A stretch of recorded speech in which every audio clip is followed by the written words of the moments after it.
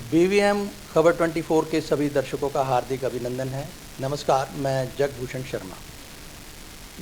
दर्शकों, इस वक्त हम विपुल प्लाजा में बैठे हैं और हमारे साथ हैं विजेंद्र नेहरा जी, जो कि प्रदेश प्रवक्ता हैं बीजेपी के, और साथ ही इनके पास जिम्मेदारी ज़िला उपाध्यक्ष की भी है। और इसके साथ साथ ये मेंबर ऑफ ग्रीवेंस कमेटी के, यानी हमारे जो ग्रीवेंस कमेटी है हरियाणा की, उसके भी सदस्य हैं। पहला सवाल मेरा इनसे ये है, आज पहली मुलाकात है, मौका मिला है बात करने का, तो अच्छा होगा कि हम थोड़ा प्यार मोहब्बत से ही आगे बढ़ें, ताकि जो संबंध है वो प्रगाढ़ रहने चाहिए। तो नेहरा साहब, पहली बात तो ये बताओ कि ये जो हमारा ग्रेटर फरीदाबाद है या नहर पार का एरिया, इसकी समस्याएं ज़्यादा हैं। लोग अक्सर बिजली को लेकर, और यहाँ तक कि है जो उसकी कहें या सीवेज की बात करें, तो ऐसी जो समस्याएं, मूलभूत जो बेसिक कम्युनिटीज़ की हम बात करें, तो लोग अक्सर परेशान रहते हैं। और तकरीबन जो सोसाइटीज़ हैं यहाँ पर, सारी की सारी जितनी भी हैं, वो सारी की सारी परेशान रहती हैं। तो क्या कहना चाहेंगे, बीपीटीपी का ही होल्ड है या आप क्या कहना चाहेंगे इस बारे में? देखिए, अभी आपका बिल्कुल ठीक कहना है कि यहाँ ग्रेटर फरीदाबाद में लगभग 60% जो ज़मीन है वो बीपीटीपी के पास है। बाकी भी लगभग यहाँ पे अराउंड 40 से 50 बिल्डर काम करते हैं। और नया एरिया है, नया डेवलपमेंट है, और 2021 के मास्टर प्लान के अंदर यहाँ पे लगभग सेक्टर 66 से लेके और सेक्टर 115-16 तक यहाँ पे डेवलपमेंट का काम चल रहा है। देखिए, गवर्नमेंट का इसमें बड़ा फोकस है। अभी माननीय मुख्यमंत्री श्री मनोहर लाल जी आए थे, उन्होंने एफएमडीए की मीटिंग भी ली है। लगभग एफएमडीए क्या मतलब? एफएमडीए फरीदाबाद मेट्रोपॉलिटन डेवलपमेंट अथॉरिटी। पूरे हरियाणा प्रदेश के अंदर 3 अथॉरिटी बनाई है हरियाणा सरकार ने। जैसे गुड़गांव के अंदर जीएमडीए बनाई है, ऐसे ही फरीदाबाद के अंदर एफएमडीए बनाई है। फरीदाबाद मेट्रोपॉलिटन डेवलपमेंट अथॉरिटी ये अलग से बनाई है। जो हमारा यहाँ पे एचएसवीपी, जो पुराना हुड्डा था, हरियाणा शहरी विकास प्राधिकरण जो हुआ है, नगर निगम जो हमारा काम करता है, उसके अलावा जो बड़े शहर हैं वहाँ पे मुख्यमंत्री जी ने, जैसे पंचकुला, गुड़गांव और फरीदाबाद, यहाँ 3 जगह अलग से डेवलपमेंट अथॉरिटी बनाई है, जो बड़े बड़े काम देखेंगी। जैसे कि पानी की व्यवस्था है, सड़कों की व्यवस्था है, सीवरेज की व्यवस्था है, इस तरह के काम देखने के लिए किए हैं। और दूसरा, नहर पार के अंदर हमारे जो केंद्रीय राज्य मंत्री हैं, यहाँ से सांसद हैं कृष्णपाल गुर्जर जी, उन्होंने इस एरिया पे बड़ा फोकस किया है। आने वाले टाइम के अंदर जो ये समस्याएं हैं, ये सारी ठीक होंगी। इसके पीछे कारण मैं आपको बताऊं कि मंझावली वाला जो पुल है वो लगभग बन के कम्प्लीट हो चुका है। अगले साल तक वो शुरू में चालू हो जाएगा। ये वही पुल है जो कृष्णपाल जी का आपने नाम लिया, उन्होंने कहा था कि उनका ड्रीम प्रोजेक्ट है, और it was to be, I think, nearly on in 2019 somewhere around. जी जी, ये लगभग 1985-87 से कांग्रेस पार्टी ने इसकी शुरुआत करने का प्रयास किया था, पत्थर लगाया था, बट कांग्रेस का पत्थर हमेशा उखड़ जाता है। उसका 2014-15 तक कांग्रेस नहीं कर पाई, मतलब शुरुआत भी नहीं कर पाई। 2015-16 के अंदर माननीय केंद्रीय राज्य मंत्री कृष्णपाल गुर्जर जी ने यहाँ पे माननीय नितिन गडकरी जी को बुला के शुरुआत कराई थी, और अब वो बन के तैयार हो चुका है। उसकी अप्रोच जुड़नी बाकी है। जो लोग ये कहते हैं कि देरी हुई है, उनको मैं बता दूं कि ये 1985 से इसमें कांग्रेस लगी हुई है। 1985 से और 2015 तक कांग्रेस नहीं बना पाई, तो ये 5-6 साल कोरोना के बावजूद जब काम बंद रहा, तो अब वो बन के कंप्लीट है, जल्दी ही वो चालू हो जाएगा। दूसरा, अम्मा हॉस्पिटल बन के रेडी हो चुका है सेक्टर 78 के अंदर। अम्मा हॉस्पिटल तो प्राइवेट है या नहीं? जी जी जी, बिल्कुल बिल्कुल। देखिए, उसमें गवर्नमेंट ने बहुत सारी रियायत उनको दी है, बहुत सारी सुविधाएं उनको दी है।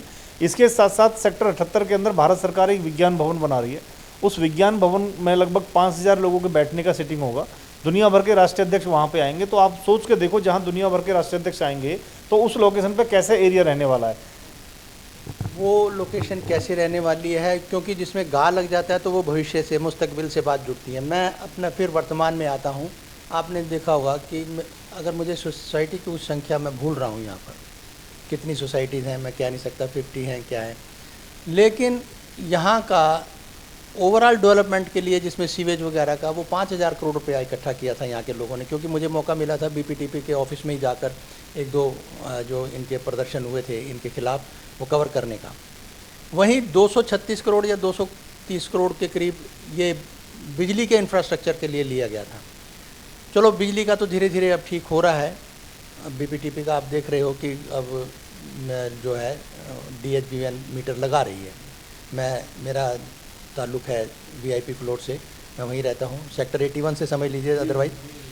तो वहाँ धीरे धीरे लग रही हैं, लेकिन पहली सोसाइटी हमारी गिनी जाएगी अब DHBL। लेकिन ये जो समस्या, इतना पैसा 5,000 करोड़ एक तरफ है, एक तरफ 200 इतने करोड़ है, फिर भी ये लोग, इन लोगों को प्रदर्शन करने पड़ रहे हैं, तो क्या कहना चाहेंगे आप? देखिए, मैंने जैसे आपको बताया शर्मा जी कि अभी ग्रेटर फरीदाबाद का हमारी सरकार ने इसको नाम दिया है, अधिकृत रूप से ग्रेटर फरीदाबाद बोलते हैं नहर पार्क एरिया को। एक नई डेवलपमेंट है, सारी चीज़ें नए सिरे से हो रही हैं। अभी यहाँ पे जो सड़कें हैं वो देखिए आप, जो बीच की सड़कें टूटी हुई थी वो सड़कें बनाई है सारी, पानी की व्यवस्था की है, सड़क, सीवर, बिजली, पानी, शिक्षा, स्वास्थ्य, सुरक्षा, जितना भी हमारा मूलभूत सुविधाएँ हैं वो जनता को यहाँ पर देने का पूरा प्रयास है। जो जेवर एयरपोर्ट से फरीदाबाद की कनेक्टिविटी के लिए जो हमारा लाइफ लाइन बनने वाला है, ग्रीनफील्ड एक्सप्रेसवे, 1700 करोड़ रुपए की लगभग लागत से वो बन रहा है। मुझे लगता है आने वाले 2 साल में वो चालू हो जाएगा। दिल्ली वडोदरा मुंबई एक्सप्रेसवे जो पूरे दुनिया का, मतलब भारत का नहीं, 1 लाख करोड़ रुपए की लागत से वो बन रहा है, 1387 किलोमीटर की उसकी लंबाई है, उस पर भी काम चला हुआ है। और जैसे मैंने बताया विज्ञान भवन का हो गया, और ग्रेटर फरीदाबाद के अंदर अलग से एक टाउन पार्क बने, खेल का स्टेडियम बने, सारी सुविधाएं यहाँ पे मिले, इस तरफ सरकार का बहुत ध्यान है। और जिस तरह से हमारा बल्लभगढ़, जिस तरह से फरीदाबाद, जिस तरह से बड़खल, ये हमारे तहसील उप तहसील जो बने हुए हैं, इस तरह से अलग से एक डेवलपमेंट अथॉरिटी ग्रेटर फरीदाबाद के लिए बने, इस और भी मुख्यमंत्री जी का बहुत ध्यान है। ग्रेटर फरीदाबाद के लिए डेवलपमेंट अथॉरिटी की बात करी, तो आप अब से जब हम इंटरव्यू शुरू होने से पहले जो गुफ्तगू कर रहे थे, रियल जो स्टेट रेगुलेटरी एक्ट है, रेरा कहते हैं जिसे आप, तो उसके बारे में आप क्या कहना चाहेंगे कि मुख्यमंत्री साहब का इस एरिया के बारे में क्या नज़रिया है?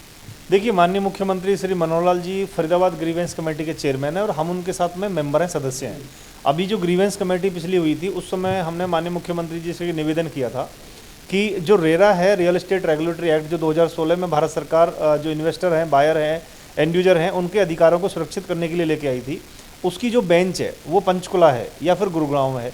तो फरीदाबाद के अंदर लाखों लोग रहते हैं, इन लोगों को अपना कोई काम कराना होता है तो इनको पंचकुला जाना पड़ता है, चंडीगढ़ जाना पड़ता है, तो क्यों वो परेशान हो, 5-10 हज़ार रुपये का खर्चा होता, समय लगता है। तो हमने मुख्यमंत्री जी से निवेदन किया था कि या तो एक रेरा की अलग से बेंच फरीदाबाद में बन जाए, यहाँ तो यहाँ या तो फरीदाबाद में ब्रांच बना दो, या फिर जब तक नहीं बनती है हमें गुड़गांव हमारे लोगों को, हमें फरीदाबाद को ऐड कर दो, जिससे कि हमारे यहाँ के जो लोग हैं उनको सुविधा मिल सके। तो माननीय मुख्यमंत्री जी ने ये कहा कि इस पर मैं विचार करूँगा। तो मुझे लगता है मुख्यमंत्री जी ने अगर आश्वासन दिया है तो निश्चित रूप से ये काम होगा। और रेरा अथॉरिटी अगर यहाँ पे बनेगी तो जितने भी लोग यहाँ फ्लैट में या प्लॉट लेके रहने वाले हैं या फ्लोर में रहने वाले हैं, उन लोगों को बहुत सुविधा मिल जाएगी। और अब तो सरकार ने बिना रेरा के, अब तो कोई प्रोजेक्ट ही नहीं आ रहा, अब जो भी प्रोजेक्ट लॉन्च होता है उसको रेरा से सर्टिफाइड होना जरूरी है। इसका अगर हम देखें तो ये रेरा अथॉरिटी करती क्या है, जो इन्वेस्टर के हक़ में, या मैं ये कहूँ कि बायर के हक़ में, क्योंकि बिल्डर्स की एक मनमानी देखी जाती है। आपने नोएडा का हाल देखा होगा कि बहुत सी सोसाइटीज़ में बहुत परेशान हैं लोग, उनको पैसे देने के बावजूद भी पोजेशन नहीं मिला, पोजेशन मिला है तो यानी उनके नाम नहीं हो रहा। तो ये सब कुछ इस तरह की जो टेक्निकल अड़चने हैं, मलकियत जब तक नहीं मिलती तो आदमी कहीं ना कहीं परेशान रहता है। देखिए शर्मा जी, 2016 से पहले बिल्डर के ऊपर कोई लगाम नहीं थी, वो कमिटमेंट कुछ करते थे उसको पूरा नहीं करते थे। 2016 में माननीय प्रधानमंत्री नरेंद्र मोदी जी की सरकार एक कानून लेके आई, रेरा, जो रियल एस्टेट रेगुलेटरी एक्ट है, उसको लोकसभा से देश की जो संसद है उसने पास किया, वो कानून बन गया। उसके अनुसार अब कोई भी बिल्डर अगर अपना नया प्रोजेक्ट लेके आता है तो उसको रेरा के अंदर एप्लीकेशन देनी पड़ती है। रेरा की एक अपनी फॉर्मेलिटी होती है, वो बिल्डर से पूछता है कि भैया आपने कितना एरिया तो आपने फैसिलिटी के लिए, कस्टमर के लिए छोड़ा है, कितने टाइम में इसको आप बना के दोगे। पहले माल बिकता था, जो रियल एस्टेट के अंदर फ्लैट और फ्लोर बिकते थे वो सुपर एरिया पे बिकते थे। सुपर एरिया के अंदर हमारा बालकनी भी, हमारी जो वॉल है, हमारी जो स्टेयर है, हमारा सब कुछ उसमें काउंट होता था। लेकिन रेरा के अंदर उनको कारपेट एरिया बताना होता है, जो अंदर अंदर का एरिया है, वो लिख के देते हैं कि हम इतना कारपेट एरिया देंगे, हम इतने समय में प्रोजेक्ट कंप्लीट करके देंगे। रेरा अथॉरिटी सिर्फ 6 महीने का ग्रेस पीरियड देती है बिल्डर को, कि एक नियंत्रण है, एक नियंत्रण है।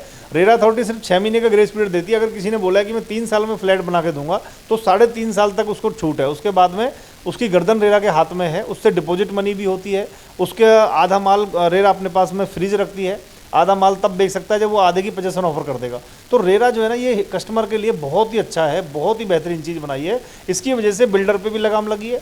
और जो डीलर हैं, जैसे हम लोग भी रियल एस्टेट के व्यवसाय में हैं, तो मैंने बाकायदा रेरा नंबर लिया हुआ है, मतलब गवर्नमेंट से मैंने एक रेरा नंबर लिया हुआ है, जिससे कि मुझे गवर्नमेंट ने लाइसेंस दिया हुआ है, मैंने गवर्नमेंट को फीस जमा की हुई है कि भाई मैं भी रेरा में सर्टिफाइड हूँ। ये बहुत अच्छी चीज़ है दोनों के लिए। एक रेगुलेटरी बॉडी है जो कि एक कहते हैं ना कि निगाह रखती है बिल्डर्स के कार्यशैली पर। क्षमता तो एक अलग बात है, लेकिन कार्यशैली पर निगाह है कि कहने के बाद आदमी पीछे ना हटे, बैकआउट ना करे। और जैसे इन्वेस्टर या कहें, इन्वेस्टर तो एक अलग बात होगी, लेकिन जो बायर है खरीद के कहीं परेशान ना हो, उनके नाम जो उसकी जो संपत्ति है, वो जो संपदा है वो कराने का एक निश्चित समय, एक स्टिपुलेटेड पीरियड होगा, ऐसा कहना नेहरा साहब का है।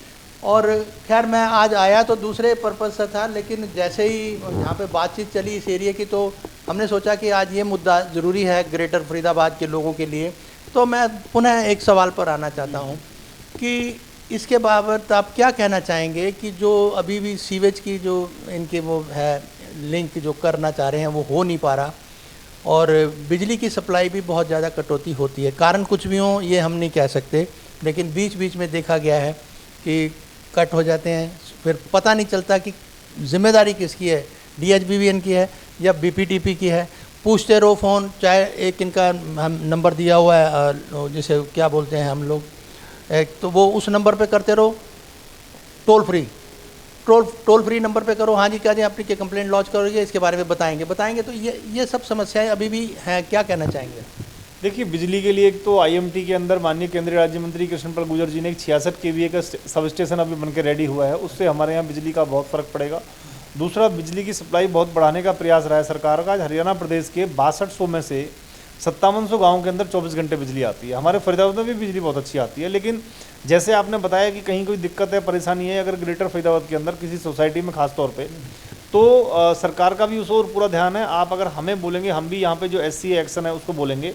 आप अपने, मैं निवेदन करूँगा आपके माध्यम से, आपके जो देखने वाले दर्शक हैं, कि जो भी जहाँ पे रहता है उस संबंधित विभाग के अंदर जो JE है बिजली डिपार्टमेंट का, उसका नंबर भी एक जरूर रखें। सर फ़ोन नहीं उठाते, माफ़ी चाहता हूँ, मेरे पास SDO का नंबर भी है। एक बार तो एक्सियन साहब का भी मेरे पास नंबर था, और वो फ़िलहाल नहीं है, लेकिन SDO और JE साहब से तो होती रहती है बात। आमतौर पे JE फ़ोन नहीं उठाते। अगर ऐसा कुछ है तो हम लोग, आप लिख के दीजिए उनके खिलाफ शिकायत, हम उनकी ग्रीवेंस कमेटी में भी माननीय मुख्यमंत्री जी के सामने उनकी शिकायत रखेंगे, अगर ऐसा कुछ है तो। ये दलील है नेहरा साहब की, विजेंद्र नेहरा जी, जो कि मैंने आपको बताया प्रदेश प्रवक्ता हैं, जिम्मेदारी इनके पास उपाध्यक्ष की भी है, और साथ में ये ग्रीवेंस कमेटी के सदस्य हैं। ये 3 जिम्मेदारियां इनकी हैं। आप या हम समाज के जितने भी लोग हैं, यानी यहाँ के रहने वाले जो निवासी बतौर नागरिक, इनका भी एक दायित्व बनता है कि एक सहयोग इनको भी देना चाहिए। मैं अब निष्पक्ष होकर बात करना चाहता हूँ कि कहीं जो लुकाव छिपाव है किसी भी चीज़ का हो, चाहे वो बिजली के लोड का हो या किसी चीज़ का हो, उसमें भी पारदर्शिता नागरिकों की तरफ भी होनी चाहिए। तो ये कुछ ऐसी चीज़ें हैं जो पूरे एक व्यवस्था को, जिसे संतुलित बनाने के लिए और व्यवस्था को स्मूथ करने के लिए, व्यवस्थित करने के लिए कुछ चीज़ें ज़रूरी हैं। प्रशासन से, शासन से, नेताओं से सबसे उम्मीदें हमारी हैं। ये तो उम्मीद है, दायित्व एक तरफ है, अपेक्षा एक तरफ है। ये दोनों को देखना चाहिए। जो हमारा दायित्व है हमें पूरा करना चाहिए, और जो इनसे उम्मीद हम रखते हैं वो हम बातचीत के ज़रिए भी, संवाद स्थापित करके भी, और जो इनके अफसर हैं उन लोगों से भी, क्योंकि जो एक व्यवस्था है, मैं फिर बार बार उसी पे आऊँगा, सोशल ऑर्डर होता है, उस व्यवस्था को मेंटेन करने के लिए सहयोग की जो है वो बहुत ज़रूरत होती है। बहुत ज़्यादा उत्तेजना से, बहुत ज़्यादा क्रोध से और इन सब से कुछ होना नहीं है। अल्टीमेटली बहुत सारी समस्याएं हैं। आप ये तो मानेंगे कि जो आबादी बढ़ रही है, उसके साथ साथ जो हम व्हीकल्स को देख रहे हैं, जो कहते हैं ना कि मनुष्यों से ज़्यादा आज आप गाड़ियाँ और दूसरी, क्या कहना चाहेंगे इस बारे में भी? क्योंकि ये भी एक बहुत समस्या हो रही है। पार्किंग की जगह होते हुए भी आज सारी पार्किंग, आपके यहाँ नीचे भी मैं देख के आया, अभी हमने महसूस किया, और किसी सोसाइटी में चले जाओ, ये समस्या बहुत होने वाली है या हो भी रही है। देखिए, माननीय मुख्यमंत्री जी के सामने शर्मा जी ग्रीवेंस कमेटी में मुद्दा उठा था कि फरीदाबाद का जो विकास है वो एक नियमित तरीके से नहीं है। इसको लेके माननीय मुख्यमंत्री जी ने चिंता जाहिर की, और उन्होंने ये कहा है पिछली ग्रीवेंस कमेटी की मीटिंग में कि IIT रुड़की और IIT दिल्ली के जो इंजीनियर हैं उनको बुला करके फरीदाबाद का एक प्रॉपर नक्शा, प्रॉपर मैप, और मान लीजिए एक सेक्टर से दूसरे सेक्टर के अंदर अगर सीवर की लाइन है वो ठीक से नहीं जुड़ी है, उसमें क्या दिक्कत है, कहीं ऊंचा है कहीं नीचा है, ये दिक्कतें बहुत आई हैं। और ग्रीवेंस कमेटी में हम हर बार सुनते हैं इस तरह की दिक्कतें आती हैं।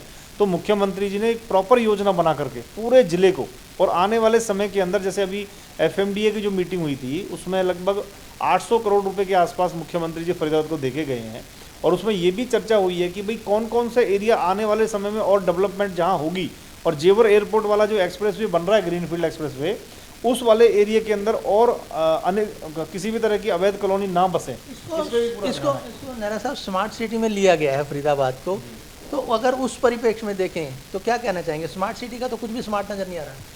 देखिए शर्मा जी, थोड़ा सा टाइम लगता है। आप देखिए ये मैं 2015 से हो गए 15, 5, 20, 3, 60 साल तो हो गए। आप देखिए ना 28 सेक्टर वाली रोड स्मार्ट रोड बन चुकी है, ये जो ओल्ड वाली रोड है ये स्मार्ट रोड बन चुकी है, हमारी जो सड़कें हैं वो ज़्यादातर सारी फरीदाबाद की बन चुकी हैं, हमारे जो रेलवे स्टेशन है ओल्ड वाला रेलवे स्टेशन है, हमारा बल्लंगड़ वाला रेलवे स्टेशन है, पलवल वाला रेलवे स्टेशन है, ये स्मार्ट स्टेशन की श्रेणी में आ गई, ये एयरपोर्ट की तर्ज पे इनका विकास होगा।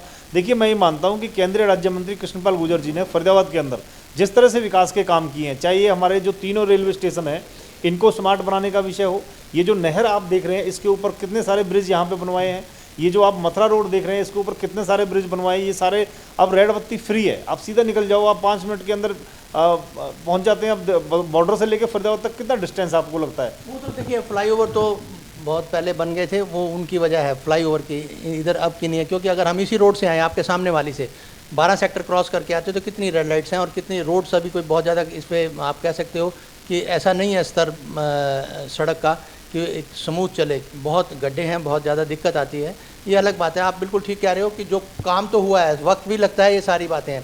बहरहाल सिर्फ शिकायतों से काम नहीं चलता और उम्मीदों से भी है, उम्मीद भी है, जैसे कह रहे हैं कि सब वक्त लगता है, धीरे धीरे होगा भी। हमारी भी आज इनसे पहली मुलाकात है, तो पहली मुलाकात में मैं समझता हूँ कि आज इधर जो ग्रेटर फरीदाबाद के संबंध में जो हमें जानकारी हासिल हुई, जो कुछ इन्होंने कहना था वो इन्होंने बड़े एक साफ गोई से कही है बात, और उम्मीद ये करते हैं कि धीरे धीरे ये समस्या हैं वो हल हो जाएंगी। और एक हमारी भी एक हमारी तरफ से गुजारिश ही कह सकते हैं, अपील भी है कि समाज को भी, नागरिकों को भी कहीं ना कहीं एकजुट होकर थोड़ा एक व्यवस्थित रूप से ही चलना चाहिए।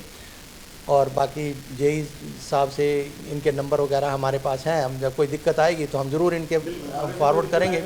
और इसी तरह से सभी को गुजारिश ये है कि आप नेहरा साहब का है, अब बिल्कुल पड़ोस में है, ये रहा विपुल प्लाजा, कोई ज़्यादा दूर नहीं है, विशेषकर जो सेक्टर 81। वैसे मेरा ना पृथला विधानसभा क्षेत्र लगता है, मेरा गाँव सागरपुर है, तो मेरा जो कार्य क्षेत्र है वो पृथला विधानसभा क्षेत्र है। अगर पार्टी ने मौका दिया तो वहाँ से चुनाव लड़ेंगे हम लोग विधानसभा का।